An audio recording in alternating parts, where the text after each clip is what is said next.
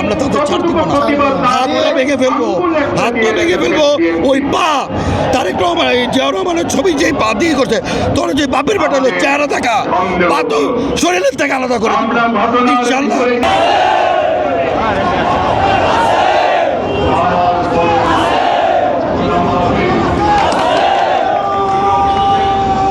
NCP জামাত এরা একত্রিত হয়ে দেশে একটা অরাজকতা সৃষ্টি করতেছে।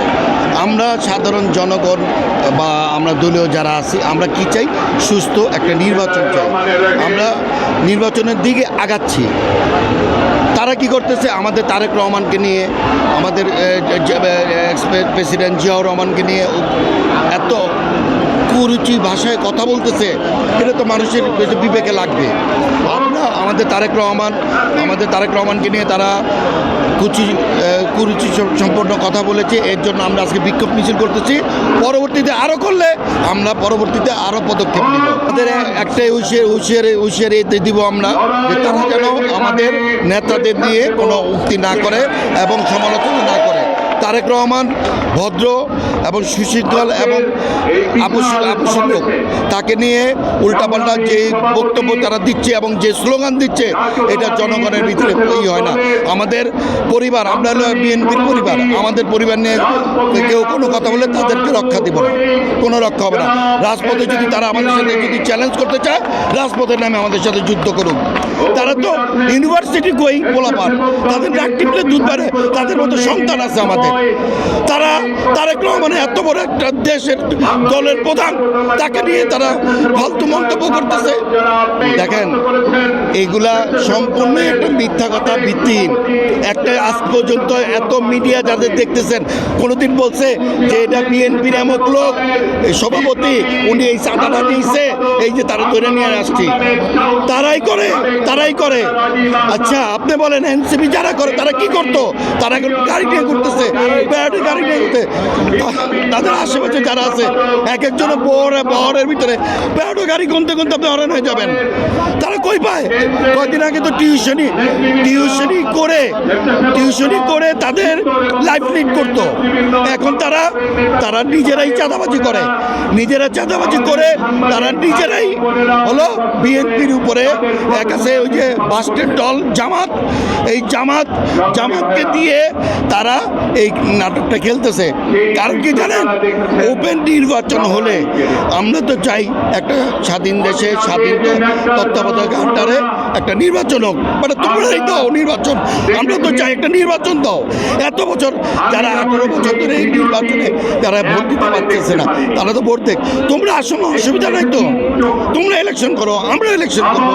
যারা জনগণ যাদের চায় তারা আসবে, জনগণের বাইরে থেকেও না ভাই।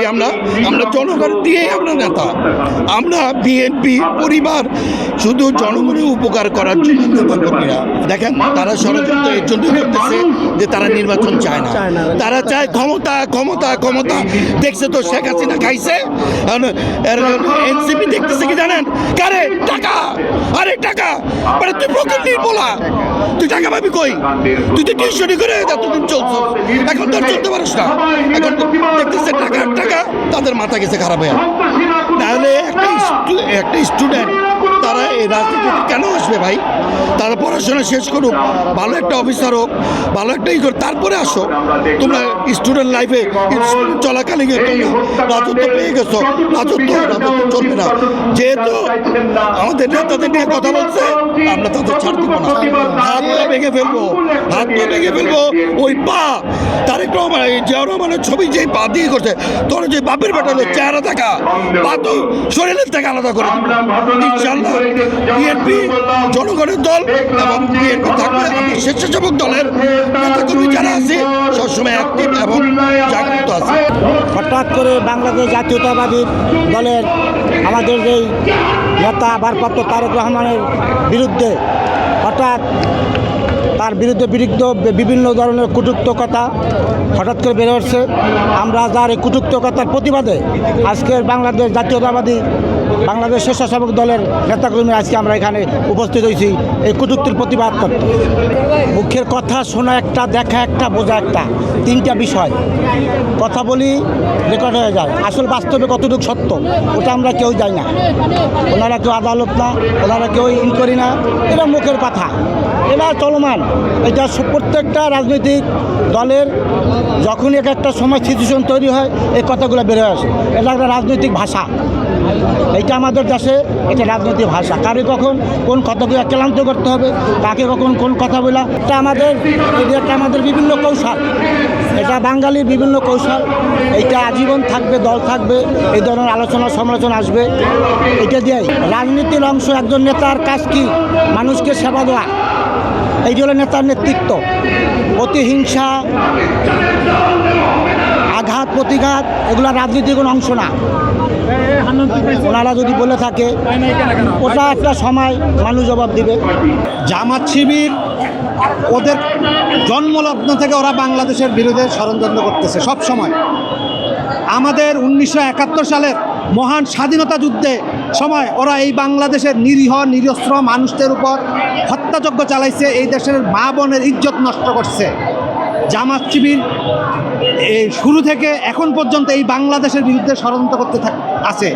আমাদের মহান নেতা শহীদ রাষ্ট্রপতি জিয়াউর রহমান মহান স্বাধীনতার ঘোষক, এবং তিনি জেড ফোর্সের সেক্টর কমান্ডার ছিলেন, এবং তিনি পাকিস্তানি হানাদার বাহিনীর বিরুদ্ধে সম্মুখ যুদ্ধ করেছে।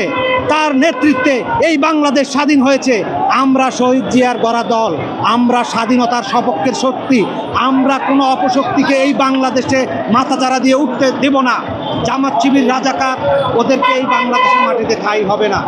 স্বাধীনে বাংলাদেশে কোনো স্বৈরাচারের যেমন ঠাঁই হবে না, ঠিক অতীতের বিভিন্ন কর্মকাণ্ডে যারা রাজাকার প্রমাণিত হয়েছেন, যারা কথায় কথায় লেফাজ পরিবর্তন করেন, মুখোশ পরিবর্তন করেন, তাদেরকে এই দেশে ঠাঁই দেওয়া হবে না। কোনো মূল্যেই আমরা তাদেরকে এই দেশে ঠাঁই দিব না। স্বাধীন বাংলাদেশ,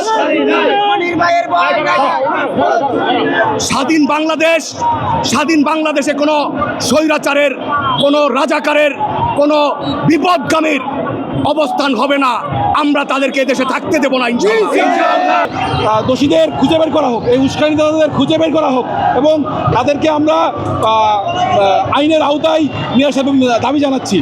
মূলত এখানে নির্বাচনকে বানচাল করার জন্য নির্বাচনে একটা রোডম্যাপ ঠিক না, নির্বাচনে একটা সমঝোতা আমরা বলবো, হ্যাঁ, অঘোষিত সমঝোতা, অথবা আমরা এই প্রেক্ষাপটটাকে সুন্দর একটা রাজনৈতিক নির্বাচনের দিকে যেন এই না যায়, বা এই পরিস্থিতিকে যেন অস্থিতিশীল পরিস্থিতি তৈরি করা যায়, সেটার জন্য কিছু কুচক্রী মহল, হ্যাঁ, 71-এর পরাজিত শক্তিরা এটার পিছনে ইন্ধন দিচ্ছে।